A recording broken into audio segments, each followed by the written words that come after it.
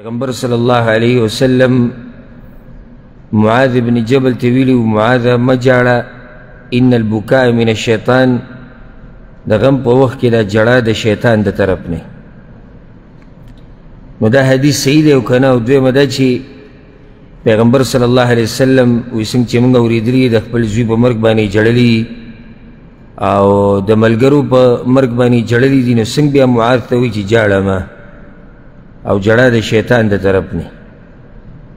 الجواب، اول خو د جواب نه مخکې دا خبره چې طریقه د دین د معلومولو هم دغه ده کومه چې دې روح خپله کړې ده، چې کله تا ته داسې څه خبره راورسي چې ستا په ذهن کې د هغې دلاسې اشکال واقع شي. اشکال قرآن او حدیث کې نه راځي، زموږ ذهن کې راځي.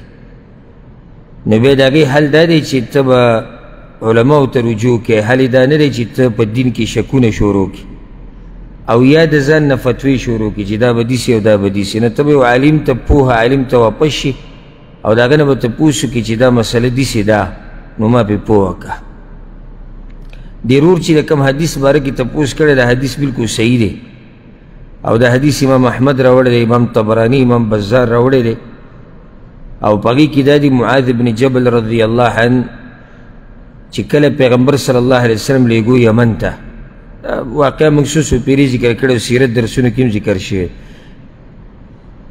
یمن ته لیږو ورسره بل صحابي ابو موسی الاشعري رضی الله عنه.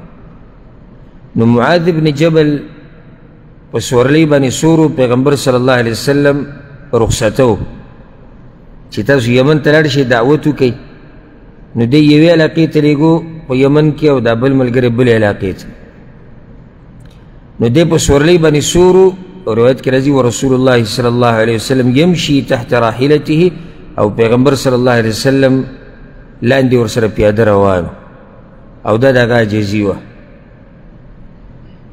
نو کله چې پیغمبر صلی الله علیه وسلم هغه ته دا وصیتونه او نصیحتونه وکړو چې داسې دعوت به کې، دا به کې، دغه به کې، نو بیا ورته یا معاذ، ای معاذ انک عسى الا تلقانی بعد عامی هذا، کیدای شي دې کال نه بعد ته بیا ما ونه مومې دلته، ولعلک ان تمر بمسجدي وقبري، او کیدای شي ته د یمن نه راشي او زما په دې جومات او په قبر باندې بیا تېر شي.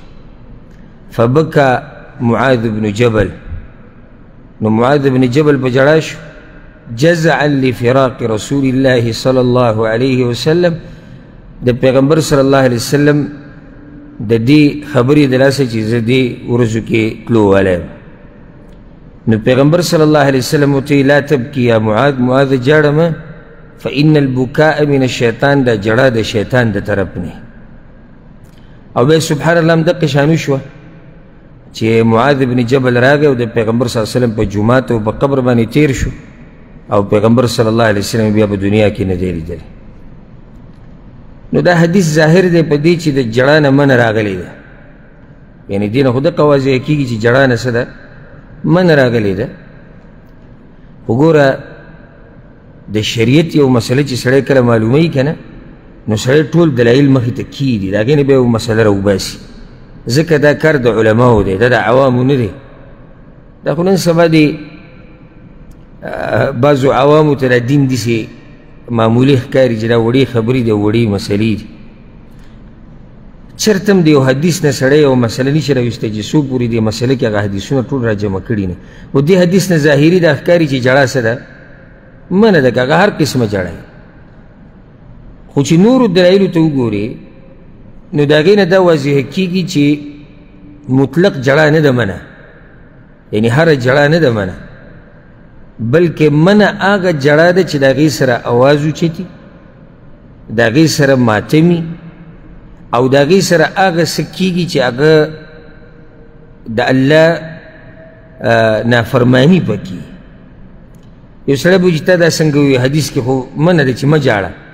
دا ما په دې ووایي لکه اوس ګوره په صحیح بخاري صحیح مسلم کې حدیث دی، انس ابن مالک وایي چې د پیغمبر صلی الله علیه وسلم زوی ابراهیم علیه السلام چې کله وفات شو نو فجعلت عینا رسول الله صلی الله علیه وسلم تذریفان د پیغمبر صلی الله علیه وسلم د سترګو نه اوښکې روانې شو. ګورو جړه دام ده، ولته حدیث کې جړه نه منه راغلی ده. نو کیدی نشي چې د پیغمبر په خبره او په کار کې ټکراو وي، کیدی شي نشي کېدی. نو د چې را جمع کړي نو دې نه یو بله مسله بیا راوځي. او بیا پیغمبر صلی الله علیه وسلم دا م وویې ان العین تدمع، د سترګو نه اوښکې روانې دي، والقلب یحزن، او قلب او زړه چې دی هغه غمجنه دی. ولا نقول الا ما يرضى ربنا، او موږ به وایو هغه څه چې په څه باندې الله راضي کېږي. دلته اوس وګوره پیغمبر صلی الله علیه وسلم جړلي. دغه شان په صحیح بخاري کې روایت دی د اسامه بن زید رضی الله عنه. موږ څو پیرې بیان کړی دی چې کله د پیغمبر صلی الله علیه وسلم د نوسیزن کدنو د زینب رضی الله عنها او پیغمبر صلی الله علیه وسلم هلته ورغی، نو هلته هم هغه جړلي وو. ففاضت عیناه، نو په هغه ټیم ورته سعد رضی الله عنه یا رسول الله ما هذا، دا تاسو جاړئ؟ نو هغه ورته هذه رحمه جعلها الله في قلوب عباده، دا رحمت ته الله د بندگانو په زړونو کې اچولی، دلته هم جړلي. دغه شان هغه واقعه موږ بیان کړې مو سیرت کې تفصیلا په صحیح بخاري کې ده چې پیغمبر صلی الله علیه وسلم انس بن مالک وایي پیغمبر صلی الله علیه وسلم خطبه کوله او د جنگ موته هغه کوم صحابه کرام چې شهیدان شوي د هغوی باسې کو او الله ورته ښکاره کول. وی اوس جنډه زید رضی الله عنه راواغسته او هغه شهید شو، بیا جعفر راواغسته هغه شهید شو، بیا عبدالله ابن رواحه راواغسته او هغه هم شهید شو، او بیا خالد ابن الولید رضی الله عنه راواغسته. وعیناه تذریفان، او د هرې خبرې سره یې جړل، سترګو نه اوښکې روانې. نو دلته هم په ملګرو پسې جړلي دي.